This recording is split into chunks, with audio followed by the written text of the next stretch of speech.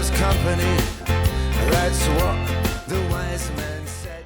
Because, of course, not only do we have International Women's Day, we also have women and equality questions every month in the Chamber, which we don't have for men. So the opportunity for men to raise issues that are important to them is very limited. And just to give you a flavour, Mr Chairman, of the type of things that may come up and which will be part of International Men's Day, I'm not entirely sure why it's so humorous, but to discuss issues such as men's shorter life expectancy, wider male health issues, many of which go...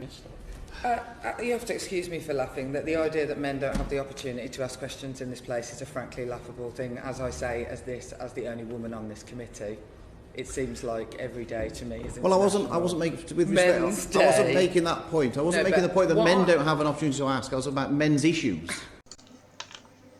How do I begin to explain how disappointing and how affecting that all was when it came out? I realise I'm late to this, but it's been difficult to talk about it, and I've been away. Usually I approach these things at a distance by seeking to rationalise them and talk about them in terms of cold, hard statistics and facts, because these are things that are reliable. You know, people's stories and personal experiences, while affecting, well, as the saying goes, anecdotes aren't data. But this woman, her utter dismissal, and this is someone who's elected to government, a Labour MP no less, who is supposed to be concerned with equality and fairness and the safety and security of the common man, at least according to their party philosophy. And she just laughs and outright dismisses that men might have any problems whatsoever. And I went to my therapist after hearing about this, and I sat on his couch and I cried. I was angry and sad, and I felt utterly betrayed by the people who are supposed to represent us in Parliament, who are supposed to be looking out for us.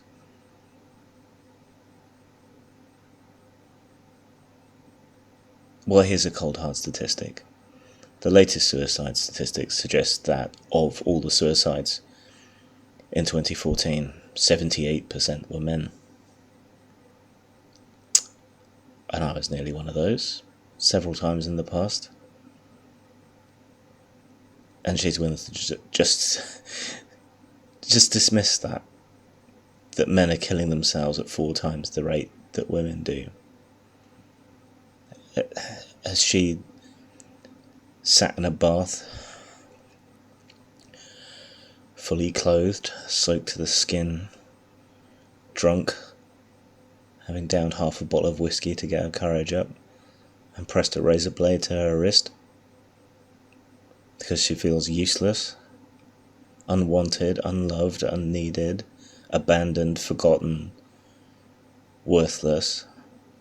Has she? I doubt that very much.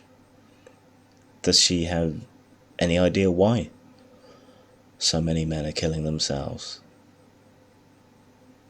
Does she care? Does anybody care? Does anybody care?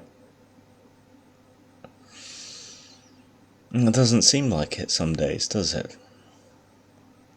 It doesn't seem like you matter to anybody. Men don't matter. Men's issues don't matter. Our diseases don't matter. Our suicides don't matter. Our deaths don't matter. Our education doesn't matter. Because the story has been women matter. Women are behind. Women are disadvantaged for 100 years. And we moved and we acted and we changed that, and it's no longer true. And men have been left behind, I think. I've been left behind. The mental health system is just not set up to deal with men. It's not adequate to talk to men, to deal with men, and the solutions of people who like to say, oh, masculinity is to blame, don't fix it. Men aren't women, and the solution isn't to turn men into women, it's to deal with them on their own terms, as men. I mean, the mental health system in the NHS, God bless them, completely failed me. Drugs, sure, they'll give you pills. That's low maintenance. But therapy, oh, that's hard to get. There's long waiting lists. And they weren't interested in me until I tried to kill myself. And until I somehow managed to get myself down to the doctor's surgery after being sat in that bath.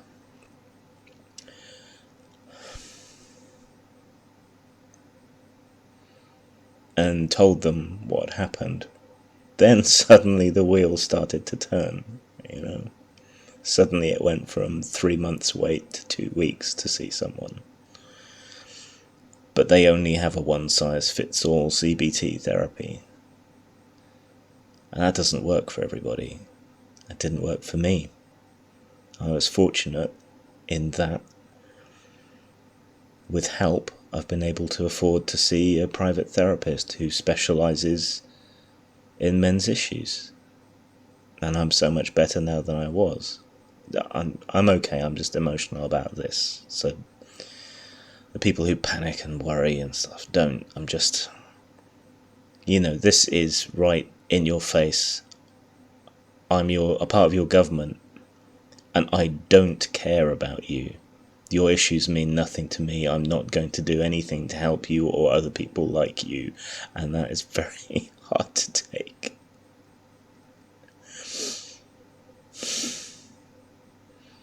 Part of the reason I left doing this is I keep getting emotional whenever I start talking about it and thinking about it. I don't like being emotional. I like to be in control.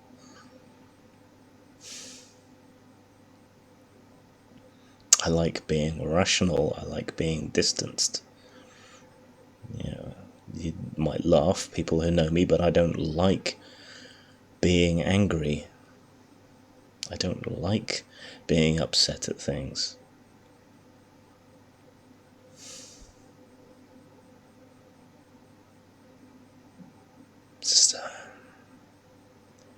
So I was upset. And I tried to talk to this woman over social media. And I tried to talk to people around her over social media. And I was polite, but I was firm. I tried to bring up the fact that, this is my experience, because as invalid as I think that is as an argument, it's the kind of thing they seem to listen to when you personalise it, when you make a story out of it. And they still didn't listen. They doubled down. They accused anyone who disagreed with her or brought up men's issues of being a troll, of abusing her and bullying her on social media. So they turned the bully into a victim. Cry bullies, I think's the term going around. It was pointless. Nobody would listen. So they're set in their attitudes and they won't listen to people, even people who have been through it, who have been through the ringer and come out the other side. Like so many other people haven't. Yeah, it's the first time in my life I think I have been grateful that I am not a conventional, manly man, sport and skilled labour and all the rest of it, because they're getting it worse, far worse than I am, and with even less ways to cope.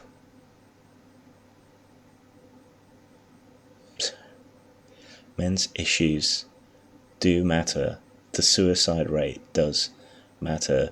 The deaths of heart disease and cancer and everything else matter, and the help that we need is not the help that women need. We need our issues discussed separately. We need our own solutions, not just as men but as individuals. We matter. Our lives matter. Our mental health matters. I matter. I matter. And I deserve better from my representatives than to have them laugh at the very idea that these things matter. And I know her attitude is going to have pushed a few people over that final edge. And I hope she can sleep at night.